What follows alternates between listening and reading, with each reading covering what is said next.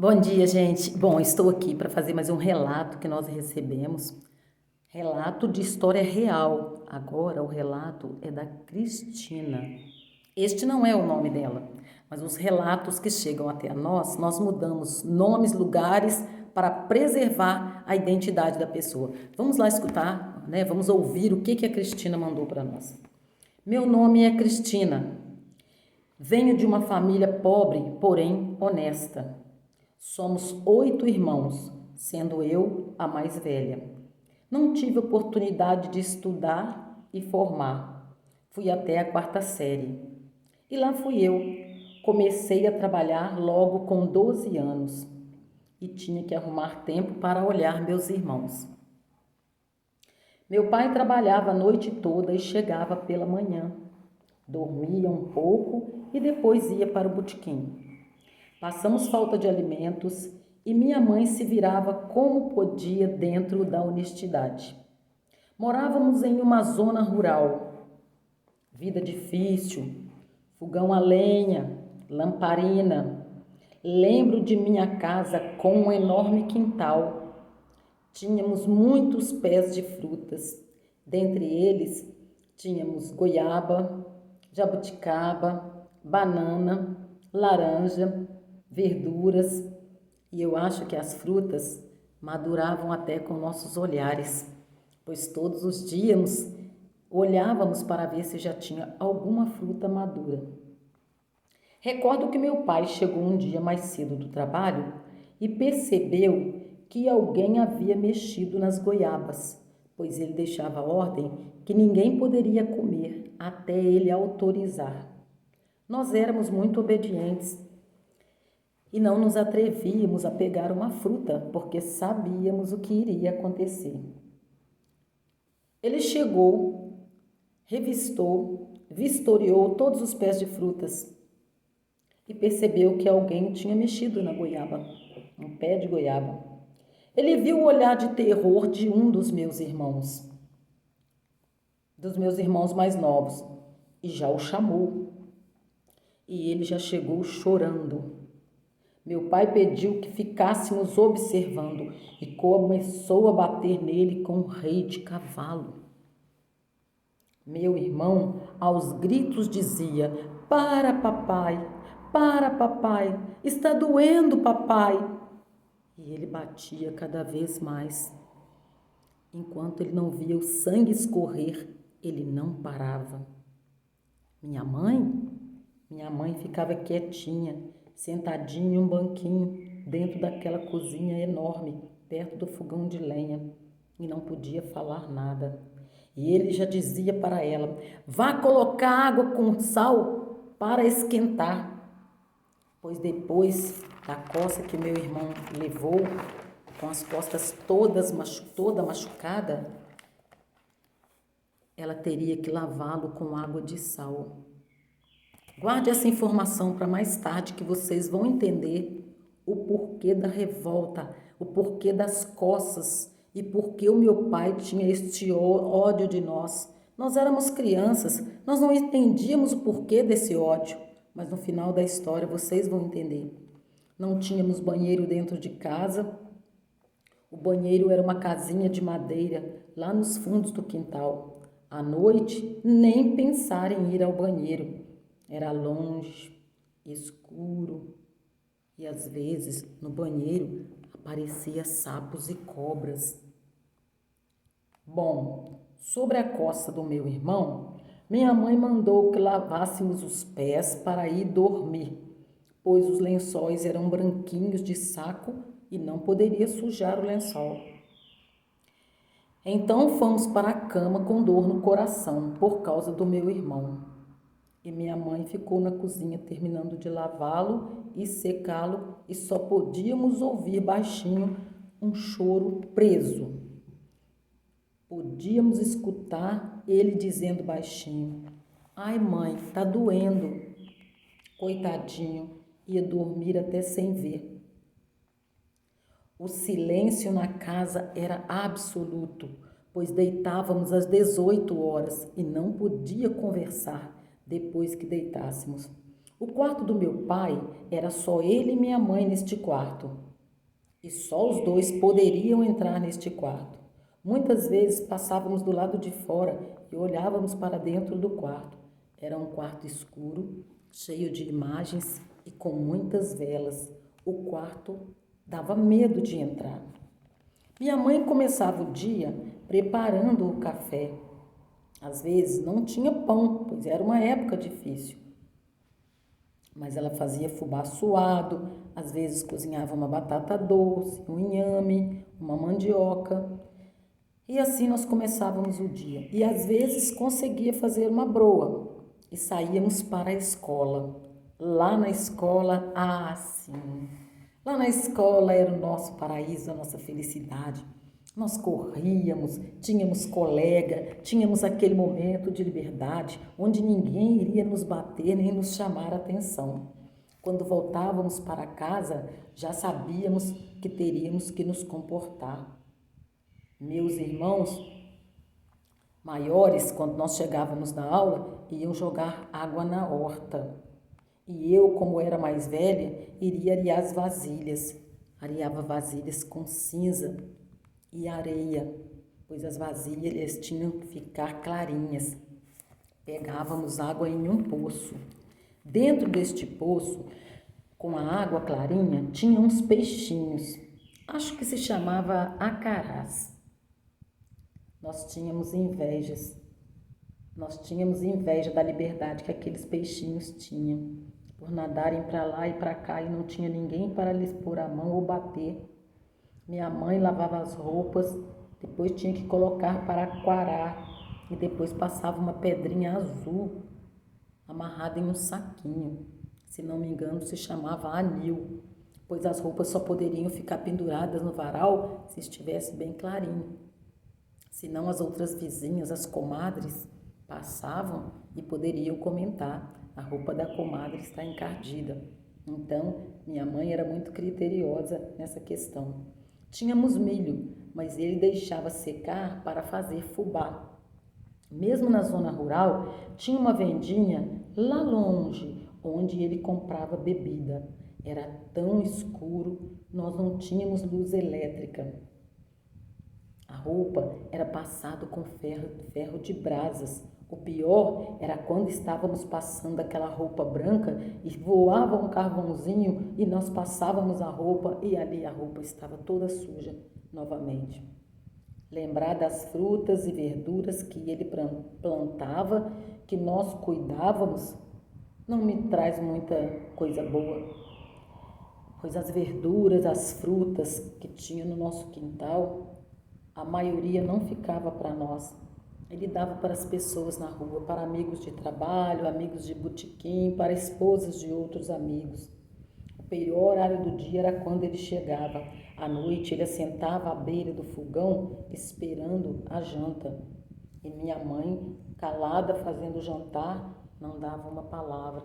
E nós, como tínhamos medo dele, só respirávamos, pois sabíamos como ele era nervoso. Ele já estava bêbado e com os olhos até vermelho. O olhar dele nos fazia tremer. Fomos criados debaixo de muito medo, de muito terror. Acerca da lenha para abastecer o fogão, nós tínhamos que subir em um morro muito alto, no meio de uma floresta, para cortar lenhas. Quando saíamos de lá, já era noite. Às vezes passávamos o dia todo cortando lenha, eu e meus irmãos. E quando descíamos no alto daquele morro, minha mãe ia na frente com um fecho de lenha na cabeça e um lencinho amarrado na cabeça. Atrás de minha mãe vinha meu outro irmão, e era aquela fileira descendo o morro. E nem sempre achávamos lenha seca. Às vezes trazíamos lenha meio verde para secar. Mortos de cansados. Crescemos debaixo de muita rejeição e coro. Minha mãe era amável, tinha muito medo. Ela tinha muito medo dele. Mais tarde vocês vão entender duas coisas. O porquê ele nos odiava tanto, mais tarde ainda nessa história. Por que ele nos odiava tanto e por que minha mãe tinha tanto medo dele. E a vida seguia. Meus irmãos crescendo debaixo daquele jugo da ignorância. Ele só conversava para cobrar. Às vezes eu me perguntava, por que ele nos odeia tanto? Nós somos crianças, nós nunca fizemos nada para magoá-lo. Os anos passaram e eu fui crescendo. Lembro que saíamos escondidos à noite para ir lá longe na roça, na casa de uma vizinha que tinha TV. Saíamos escondidos, queríamos ver novela. Era a época da Selva de Pedra, a cabana do Pai Tomás, Irmãos Coragem. Que momento! Assistíamos, que alegria! E voltávamos correndo pela escuridão, com medo de assombração. Chegávamos em casa na ponta dos pés, pois se o meu pai descobrisse, o coro seria coletivo. Lavávamos os pés no silêncio absoluto, porque também no outro dia ele iria olhar se o lençol estava sujo. E nós morávamos na roça. Claro que nem tudo era sofrimento, mas infelizmente as marcas que tenho hoje na minha vida adulta sei que veio da minha infância. Como meu pai bebia muito e meus irmãos sem entender o porquê, mas lá no futuro muitos deles se tornariam alcoólatras, infelizmente. Por isso deixo aqui um recado para os pais: não deixe seus filhos te verem bebendo ou com qualquer outro tipo de vício, porque a possibilidade dele querer te imitar lá no futuro será muito grande e isto não fará bem para eles. Saímos da roça e viemos morar em um bairro e pagar aluguel. Alguns de nós trabalhávamos. Bem, esqueci de mencionar que o nosso pai fazia de nossa vida um inferno. Certa noite, ele foi dormir e amanheceu morto. Morreu dormindo, teve um infarto fulminante. Aí começava uma nova trajetória em nossa vida, um mix de sofrimento, alívio, raiva, saudade. Afinal, ele era a única referência de pai que nós tínhamos. Neste bairro para onde mudamos, começamos a sentir a liberdade, mas nós éramos um pouco tímidos. Com receio de não sermos aceitos, nós fomos rejeitados pelo nosso pai a vida toda. Nesta nova etapa da vida, eu, como filha mais velha, comecei a trabalhar em uma fábrica. Meus irmãos foram trabalhar de pedreiro, algumas irmãs em casa de família, algumas em fábrica. Minha mãe pôde ter contato com sua família depois que nós mudamos, pois antes o contato era muito pouco. Ela era muito amada, pois era muito bondosa. Um dia, minha mãe foi mexer nos documentos do meu pai e descobrimos que ele era dono de um terreno bem localizado. Olha isso! Nós tínhamos um terreno e estávamos pagando aluguel, pois ele nunca falava nada dentro de nossa casa, nem para minha mãe. Ele comprou aquele terreno escondido, guardou os documentos e nunca falou para ninguém. Não sei qual era a intenção dele. Então resolvemos sondar e começamos a sonhar. Agora vamos construir uma casa de 2 andares, com banheiro, chuveiro dentro de casa, uma bela cozinha com azulejo. Que maravilha! E a rua já tinha asfalto, água e luz. Quando fomos olhar a localização do terreno, qual não foi a nossa surpresa? Tinha uma enorme fábrica construída no local. Mas como assim? Se tínhamos o documento, se o terreno era nosso, como alguém construiu uma fábrica num terreno que não era dele?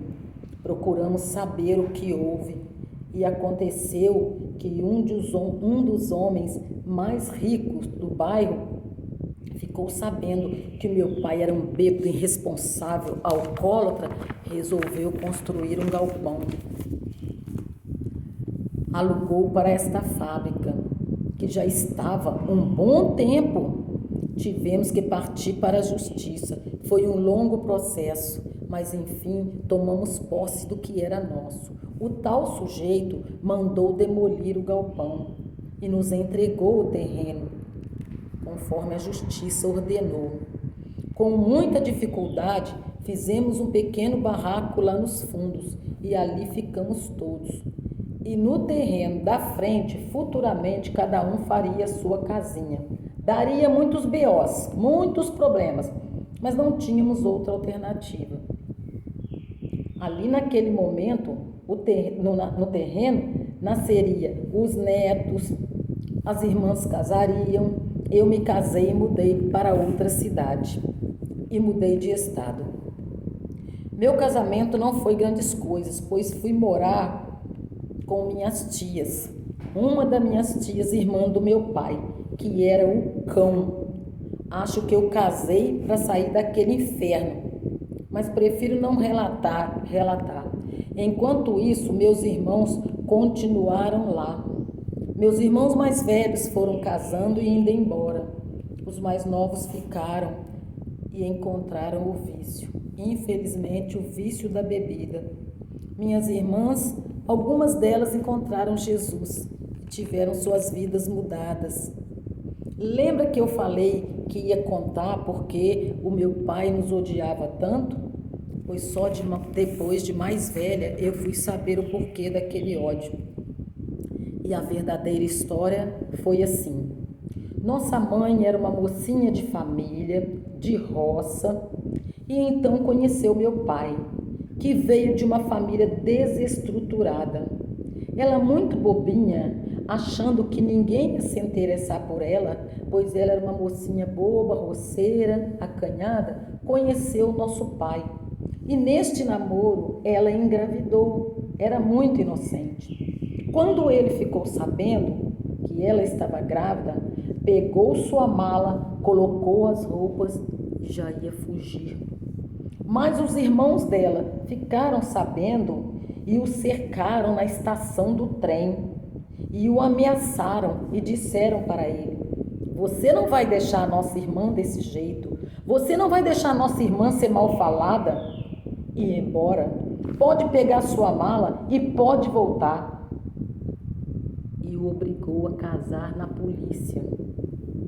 Ele foi obrigado a casar e ela casou para não ficar mal falada e viveu uma vida infeliz. Teve muitos filhos infelizes. Agora eu entendo porque ele nos odiava e porque ele vinha de uma família que o odiava também. Ele deu para nós o que ele conhecia, que era couro, ignorância, autoritarismo, falta de alimento, pois ele nos achava um peso. Não era por maldade que ele fazia isso.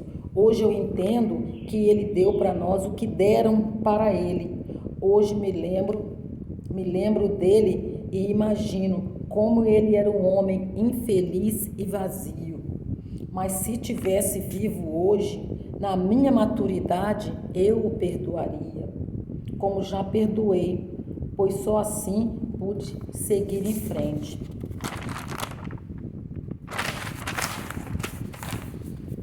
Por mais sofrida que foi a minha vida, hoje eu entendo. Fica livre quem libera o perdão. A mágoa e o ódio nos consomem e atrasa nossas vidas.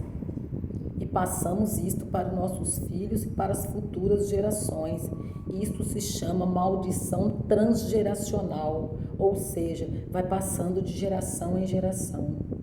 O perdoei e segui livre, recalculei a minha rota e hoje só consigo ver isto com a ajuda de Deus, pois por mim eu não conseguiria. Fazer terapia me levou ao passado. Fiz a terapia de reprocessamento generativo e fui liberto dos meus traumas. Esquecer? Eu não esqueci, mas não me lembro com dor. Vocês devem estar se perguntando, e sua mãe? Pois é, minha mãe criou todos os filhos com amor, apesar de ter sido muito maltratada pelo meu pai. Viveu quase até os 80 anos, conheceu os netos, bisnetos. Desculpe a carta longa, eu resumi muita coisa, mas eu espero que a minha história se identifique com a história de muitas pessoas. Se eu sobrevivi, vocês também vão sobreviver. Procurei tratamento, pois não é vergonha. Se cure para curar outras pessoas. Obrigado por esta oportunidade de contar um pouco da minha história, mesmo que resumida. E hoje eu estou bem. Assinado, Cristina. É isso aí, Brasil, é isso aí. Você pensa que só você que sofreu na vida? É isso aí. Eu não vou acrescentar mais nada aqui.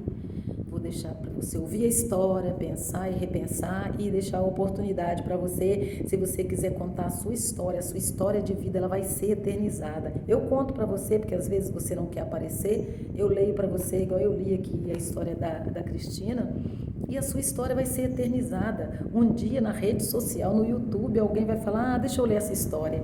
E essa história pode bater com a história de outra pessoa que está passando por uma situação, mas não vê saída. Essa moça, ela conseguiu vencer, mas muitas pessoas não conseguem e pensam até em fazer besteira. Então, se você quiser eternizar a sua história, mande para nós. Você tem meu contato, pode passar meu contato, eu falo para você como fazer, te ajudo a fazer. Mas posso te falar? Não vai embora dessa terra sem deixar sua marca, não. Deixa sua história na rede. Alguém vai ler, alguém vai se inspirar em você, nas suas superações, e você vai fazer bem ainda para muitas pessoas. Quem sabe não só aqui, até em outros países. Bom dia e a gente volta em breve.